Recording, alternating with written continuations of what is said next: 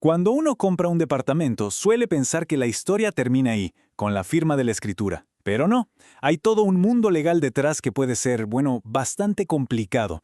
Y lo más importante, puede afectar directamente el patrimonio personal. Así que hoy vamos a meternos de lleno en eso. Cómo funciona la ley de propiedad horizontal en Argentina y sobre todo cómo proteger lo que es de uno. Y acá vamos a la pregunta del millón, la que de verdad importa. ¿El patrimonio personal de alguien puede estar en riesgo por cómo se maneja su edificio? La respuesta corta es sí. Mucha gente cree que paga las expensas y listo, se deslinda de todo, ¿no? Bueno, la realidad legal es bastante más compleja y puede golpear directamente en el bolsillo y en los bienes de cada propietario.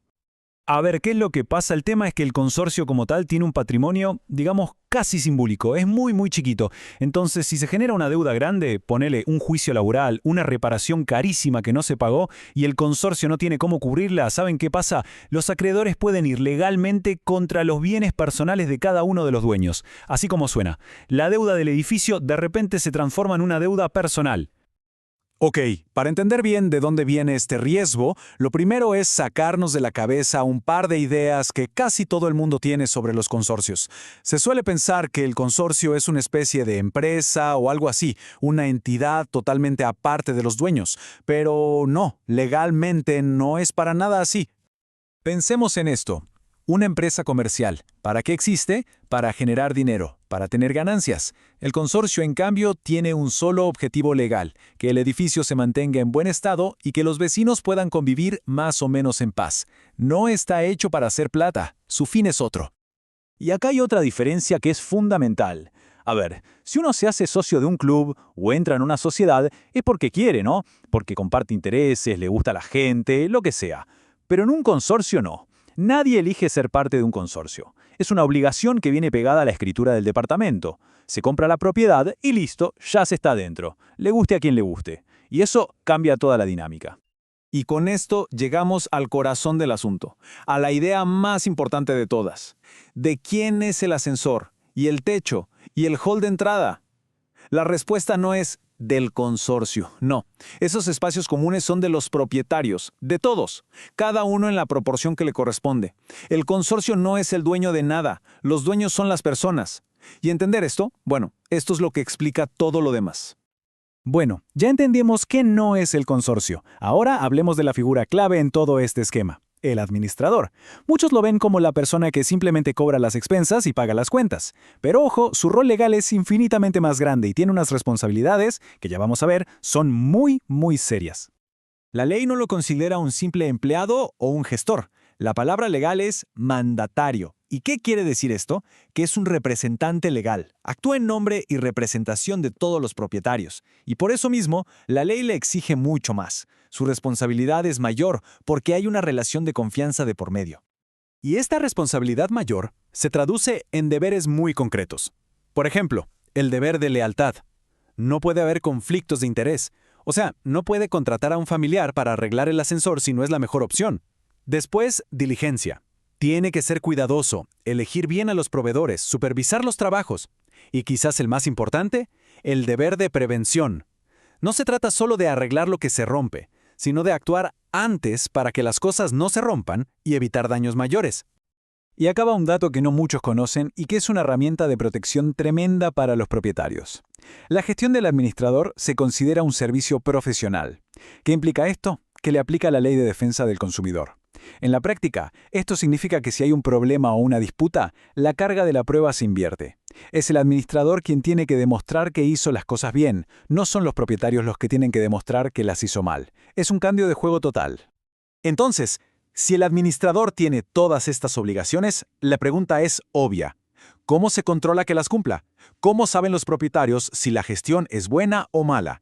Bueno, para eso existe la que es, sin dudas, la herramienta legal más poderosa que tienen, la rendición de cuentas. Y acá es donde hay que tener mucho cuidado porque hay una confusión muy común. Esa liquidación de expensas que llega todos los meses con el detalle de los gastos, eso no es una rendición de cuentas. Legalmente es solo un papel informativo. Y como bien dicen los juristas como Elena Hayton, ni siquiera que el Consejo de Propietarios la mire y le dé el ok significa que la gestión esté aprobada. Es solo un resumen mensual, nada más. Una rendición de cuentas de verdad, la que vale legalmente, es mucho más que una lista de ingresos y egresos.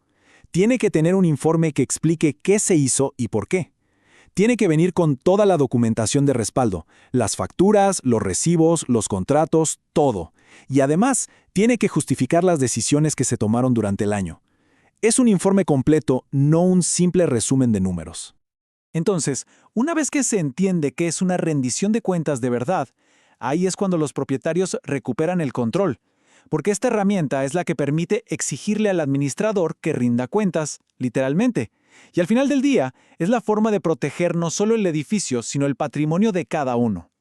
¿Y qué pasa si esa rendición de cuentas no se presenta, o está mal hecha, o es insatisfactoria? Bueno, eso es una causa justificada para remover al administrador en asamblea. De hecho, ese es el primer paso que hay que dar. Se lo remueve, se nombra uno nuevo, y es esa nueva administración la que tiene la potestad de exigirle al administrador saliente que presente las cuentas como corresponde, incluso por la vía judicial si es necesario.